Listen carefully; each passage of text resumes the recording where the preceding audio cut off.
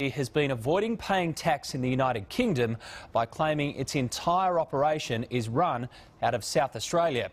And it gets stranger. When we tracked down the address, the international headquarters, we found something bizarre is going on in the house of L. Ron Hubbard. Missing financial records, missing millions, stunning authorities into action. Brian Seymour has this world exclusive.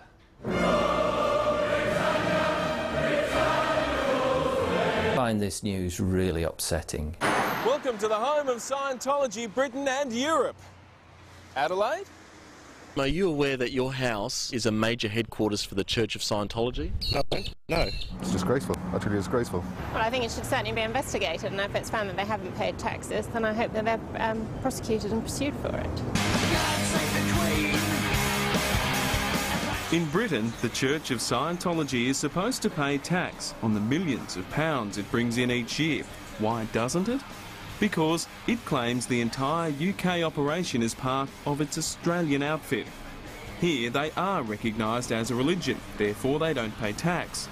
Scientology is using that, combined with some lax laws covering incorporated associations, to avoid paying its dues in the old dart.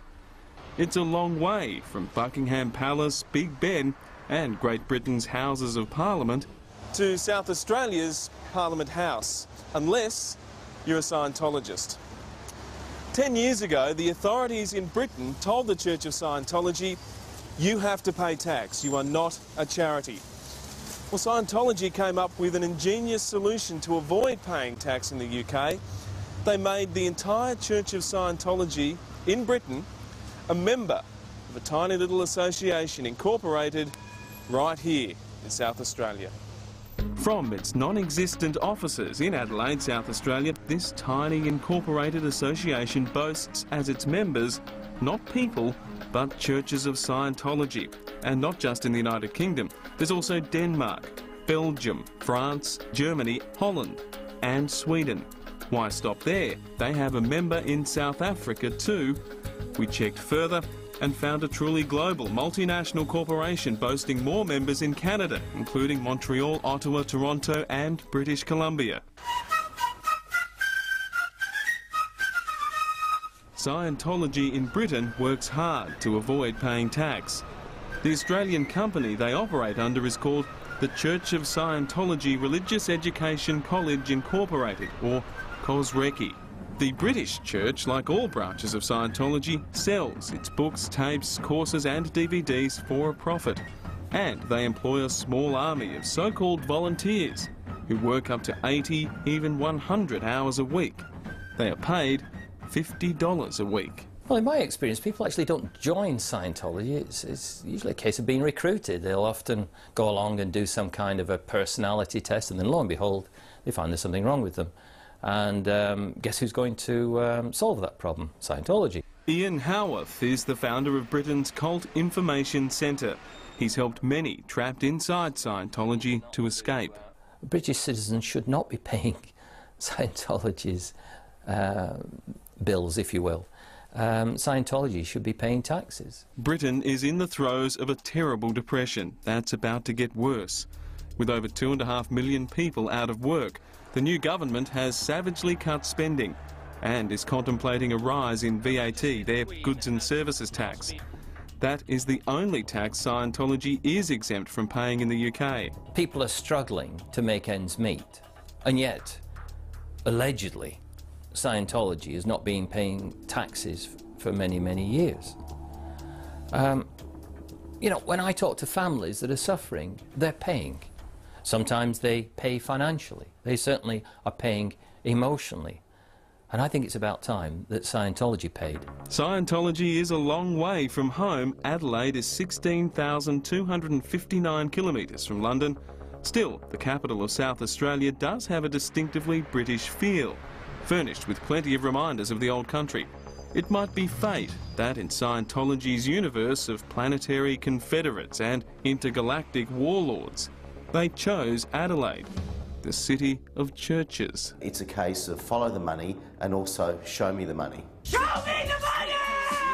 The independent senator Nick Xenophon is one of South Australia's favourite sons. he championed the former members of Scientology who spoke out about the abuse inflicted upon them. But this latest intrigue surprised even him. Senator, how surprised are you to learn that the Church of Scientology in the United Kingdom is run out of South Australia? You know, I'd like to think that the corporate regulators in the UK would be scratching their heads over this one. To say that the Church of Scientology in the UK is a South Australian charity seems pretty bizarre when you look at the evidence. That is precisely what Scientology does say. The group has not filed any financial records in South Australia, but they've provided unaudited accounts to Companies House in Britain, in which they themselves claim the church is a South Australian charity and is established in England for charitable purposes only. The trustees consider that corporation tax should not therefore be applicable.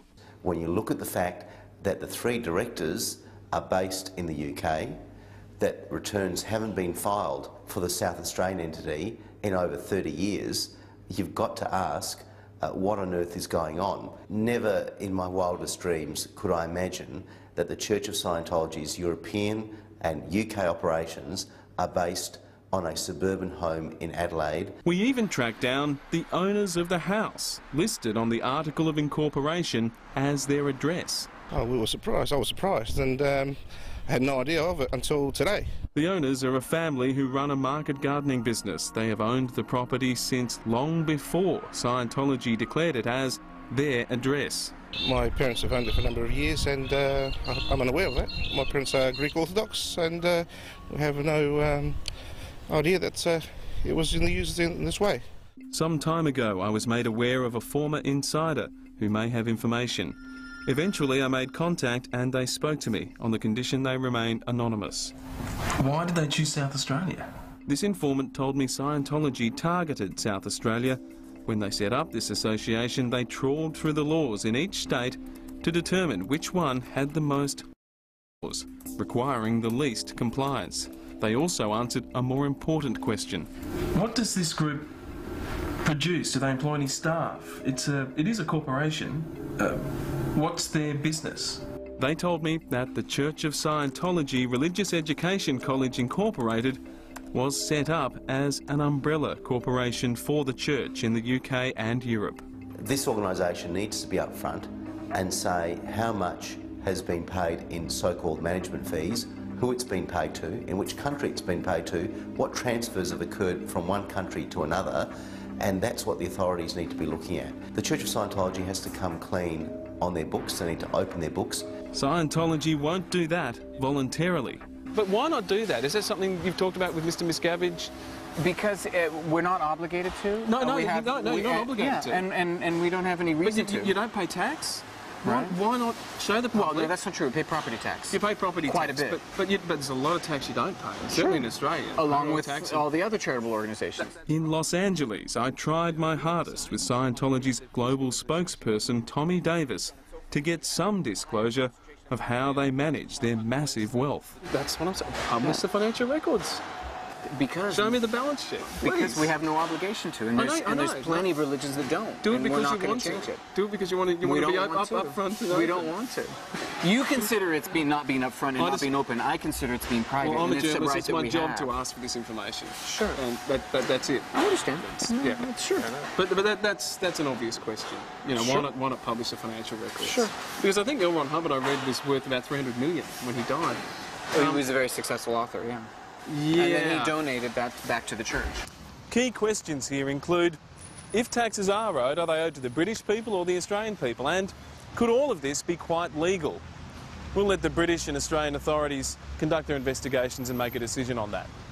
One thing at least does seem very odd, that a group that ran and runs the Church of Scientology in Britain and other countries last worked out of an office here in Adelaide in a building right where I'm standing now, long since gone, replaced by a lovely little Adelaide City Park. Back in Blighty, people on the street we explained it all to were stunned.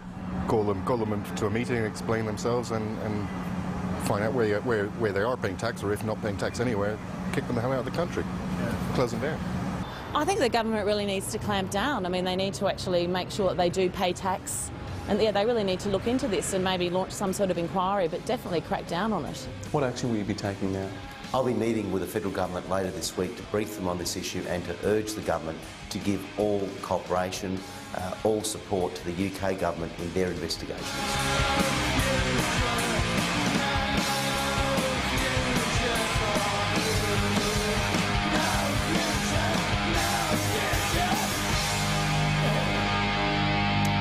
Brian Seymour reporting, and we invited the leaders of Scientology to be interviewed. They declined, but they have provided a brief statement, and you can read it on our website, yahoo7.com.au.